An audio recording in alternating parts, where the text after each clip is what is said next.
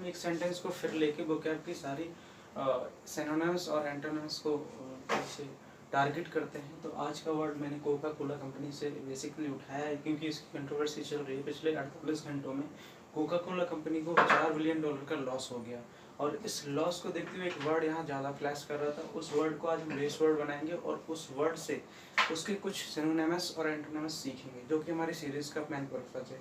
तो आज हम बेस वर्ड को यहाँ पे लिख लेते हैं। सबसे पहला हमारा बेस वर्ड होगा स्टैगरिंग, जिसका अर्थ होता है चौंका देना। कोई ऐसी अप्रिय घटना जिसकी एस्पेक्ट आसान हो और वो घट जाए, तो ऐसी घटना को हम स्टैगरिंग कह सकते हैं। जैसे कि कोका कंपनी को रोनाल्ड रॉस एक खिलाड़ी हैं जो इन्होंने अभी प्रेस कॉन्फ्रेंस के दौरान उस बोतल को, उस कंपनी की बोतल को अपने सामने से रिमूव कर दिया।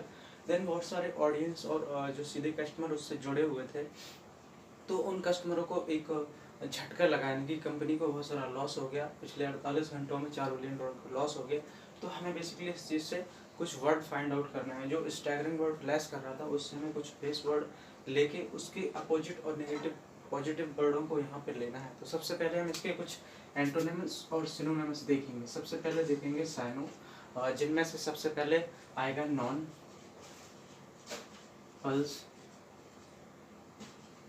इसका मतलब भी होता है चौंका देना, ऐसी घटना जो कभी शायद एक्सपेक्ट ना करते हैं, तो वो उस तरह की घटना घट जाना। एक वर्ड और होता है जो मूवी में आपने अक्सर देखा होगा, स्टार्टल। स्टार्टल, स्टार्टल एंड एक शॉकिंग, ज़्यादा ही आपने मूवी में सुना होगा शॉकिंग।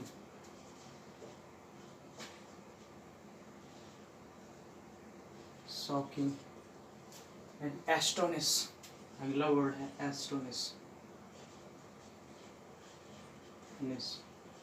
ये भी चौंका देने वाला होता है। और जैसे कोई ऐसी घटना, जैसे एस्टोनिश कार्टून होते थे, आपने कई भी देखा होगा कि एक एलिफेंट का वास्तविक स्ट्रक्चर कुछ और होता है, लेकिन कार्टून्स को एम्पलीफाई करने के लिए इस तरीके से मॉडिफाई करते हैं कि बच्चों को अलग ही तरह का एंजॉयमेंट मिले। तो एस्टोनिश कार्टून से रिलेटेड है। एक और वर्ड होता है एस्टोंड, एस्टोंड। ये बेसिकली हक्का बक्का होता है। हक्का बक्का माना जैसे गब्बर मूवी, एक अक्सर जब गब्बर एंट्री करता था तो वहाँ पूरे प्लेस में भगदड़ मच जाती। वो कॉन्स्टर्नेशन, एक्चुअली उस वर्ड को एक स्पेशल नाम दिया गया जिसे कॉन्स्टर्नेशन कह सकते हैं। कॉन्स्टर्नेशन,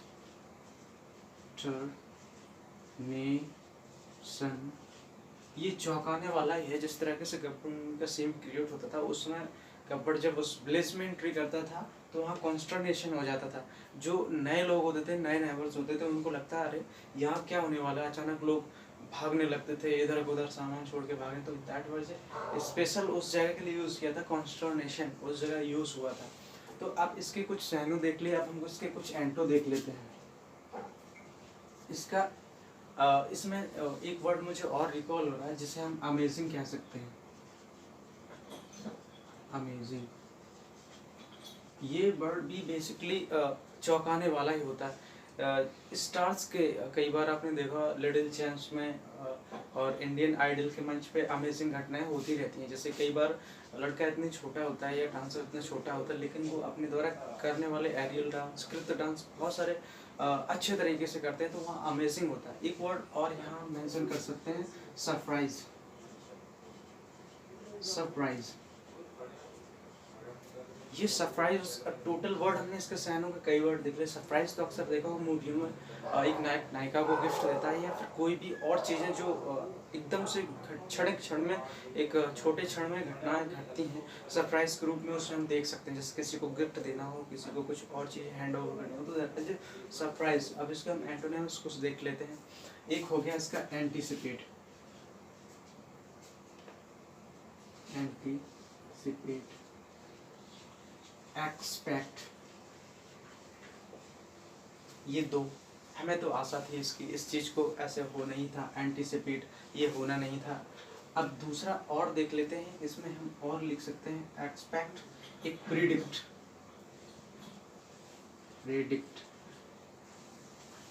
बेसिकली हमें इस चीज, ये सारे वर्ड हैं जिनकी सारी मीनिंग इस तरीके से होगी कि अप्रिय घटना है, ये कभी भी घट सकती हैं और इसका मुझे आइडिया नहीं, बट इसके जो सिनोनिम्स होंगे उनका मुझे पता है, एंटिसिपेट, एक्सपेक्ट, प्रिडिक्ट, मुझे पता है कि ये घटना घटनी है। तो ये डेटरमाइन एक वर्ड और हो सकता है determine, but we will not mention here that word because वो थोड़ा डिफरेंट है। तो एंटिसिपेट, एक्सपेक्ट एंड प्रिडिक्ट इसके एंटोनिम्स हो गए। अब हम सेंटेंस में फिर पुनः वापस जाते हैं और वहाँ से देखते हैं क्या हमें कोई वर्ड और मिल रहे हैं जो हमारे एडिशनल थोड़े और बढ़ा देंगे। तो यहाँ से हम देख लेते हैं रिमूव, जो कि हमने पहले या दूसरे सेकंड में आई थिंक इसको डिस्कस किया, तो इस चीज़ को हमें नहीं लेना है यहाँ पे। बिग सफ़र, सफ़र किसी चीज़ से तंग होना, परेशान होना, उसके साथ वियर करना, जैसे सफरिंग फ्रॉम फीवर, किसी डिसीज़ को लेकर कैरी करना लगातार, या फिर और भी कई चीज़ें हो सकती हैं, जैसे किसी काम को लेकर इतने समय से इतने सरफेस को इसको वियर करना, हमारे साथ अप्रिय घटनाएं चलना, डिसीज़ के सेंस में बेसिकली सफ़र यूज़ करते हैं।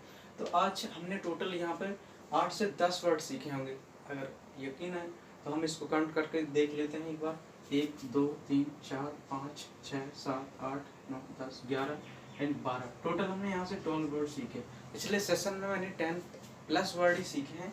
ये सीरीज़ को कंटिन्यू 30 डेज तक करेंगे, इसके बाद हम अल्फ़ाबेट ए शुरू करके जेड तक उसको ले जाएंगे और वोकैब वर्ड इस तरीके से कंप्लीट करेंगे कि धीरे धीरे आने वाला बेस हमारा स्ट्रांग हो जाएगा। देन हम मैराथन भी चलाएंगे इस चीज़ की। तो थैंक्स फॉर वॉचिंग।